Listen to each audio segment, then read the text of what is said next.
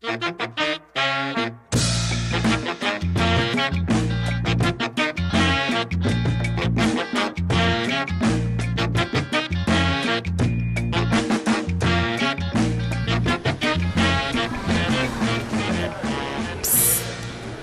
there.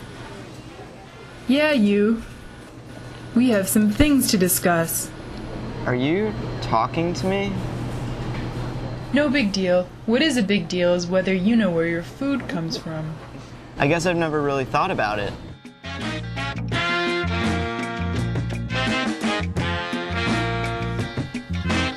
There's a lot more to your dinner than you might expect. Yeah, I've noticed.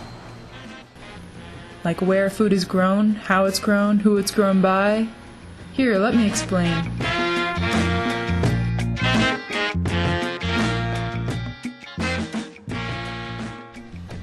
Some of what you eat at Williams comes from Peace Valley Farm, a few miles from the college. Owner Bill Stinson also regularly hires several students. So within a 20-foot radius, you can have all the types of lettuce. My name is Kelsey Meehan, and my job this summer is working as a liaison between Williams Dining Services and Peace Valley Farm. I wanted to learn more about farming, organic farming, sustainable farming. I want to help facilitate keeping Bill's work going, because I think what he's doing is really valuable, by keeping the relationship with Williams going, because it benefits both the school and the farm. So what's next up on the harvest here? We still have a ton of Swiss chard and lettuce, and then... I know Bill isn't going to pick butternut squash until, his sun-drenched crop is just right, and Bill will tell me when it's just right. Well, we have to pick cucumbers today. Look at them. There's one big snake who patrols in here. All of these are going to be picked today. See these? And these are pickling cukes that are going to go to Williams. They're going to make bread and butter pickles out of them for Driscoll, we hope.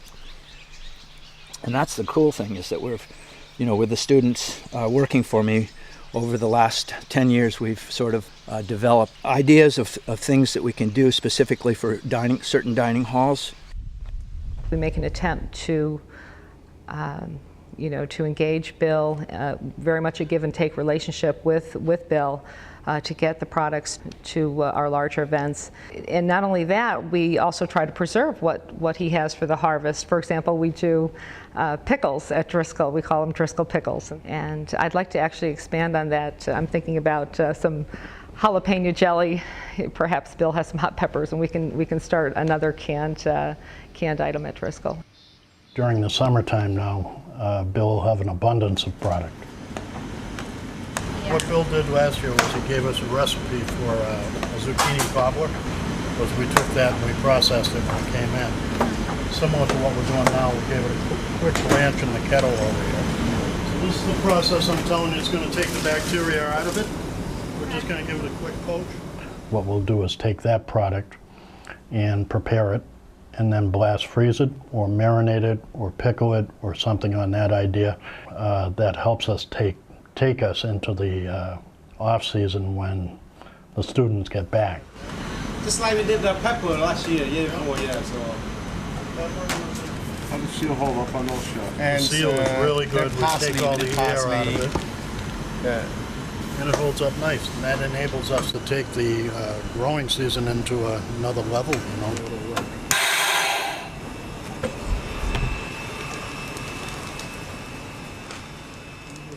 There is such an awareness throughout the school about sustainability that to not be on board, you really can't be here without being on board and being part of this movement. An industrial farm would probably have half a mile of carrots. They would come in with a big boom, air seed the carrots in 5 or 6 rows at a time.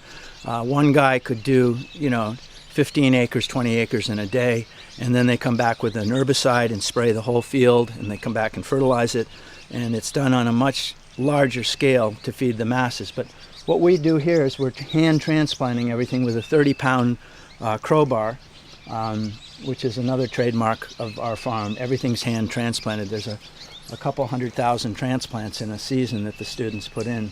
Well, I think it's more sustainable, but that we're not using herbicides and pesticides, and we're integrating whatever we have in the local environment, like our mulch and like the leaves from Williams College.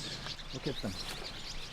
So you lift it up and it's just filled with worms, just absolutely, just loaded with earthworms. This is the ultimate way to grow food, is to have rotted manure put in here and then tons of earthworms that you feed. And then eventually they'll eat all this hay by the fall, and we'll move these earthworms up into our plastic greenhouse on the hill where we grow our organic cherry tomatoes. And this is what makes the vegetables taste like 100 times better. Look at them. The more local the products are, the fresher and healthier they're going to be. The more enjoyable it's going to be to have a dining service that has a reputation for high quality. And it's going to be easier to achieve those results with local ingredients. What would Berkshire County look like without a farm?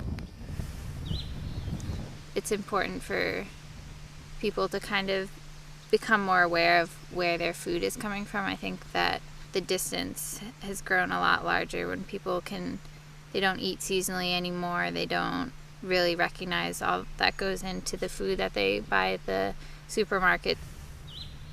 There was a threat of a frost in the beginning of June, and Bill was all up in arms, and we had to cover all the plants, and so that was a big learning experience, just seeing that the whole farm was kind of at stake, and that farming is really hard, and there are some things that are just out of your control, and I guess that really made me appreciate the work that he's doing and that other local farmers are doing to try and make it in a difficult profession. Good germination in the beginning and really bad germination towards the end. This sucks. I'm really disappointed in this planting. There's another snake. Farming is not a given. It's the biggest gamble that there is, and that's one of the things that I need to educate people about. The food service comes out once a year and has a farmer's market here, and they get to be connected with the farm, and so whether they're the dishwasher or the janitor or whatever they are in the food service business, they still can come out to the farm, connect to the farm, and then they feel like they're being a part of something bigger outside their job. They're going to use that for the dining room upstairs. So that's what Chef Mark did. It's a little, it's a little. I remember at one time there was a joke that if somebody should complain about that little green worm in their lettuce, tell them it's healthier for them than the iceberg lettuce that they're eating at the market. But growing through plastic now, he's eliminated a lot of that problem. His product comes in clean, it comes in fresh, there's very little waste. Cost-wise, it is more expensive. There's no question about it, but you have a quality product. I went on a couple of purveyor tours last month, and you walk into these enormous coolers that are beyond belief in their size, and you see boxes stacked almost to the ceiling, with Florida labels on them and California labels on them. And you're wondering the question you asked earlier about, the impact on the environment. And you wonder, this is one little community, one little college in one little community across the country and in the world. And the amount of impact, we would have bringing product in here from all over the world is incredible. So when you think of that as a whole, if everybody could work closer to home, it would certainly impact, the environment. I mean, we all need to eat, and I think why should food be in the hands of some industrial corporations whose main objective is to make money, not necessarily to protect the environment or to make healthy food? So I think if people are more aware of what that industrial agriculture really means, there'll be more incentive to go back to local farms, knowing where their food is coming from and all the benefits that go with that.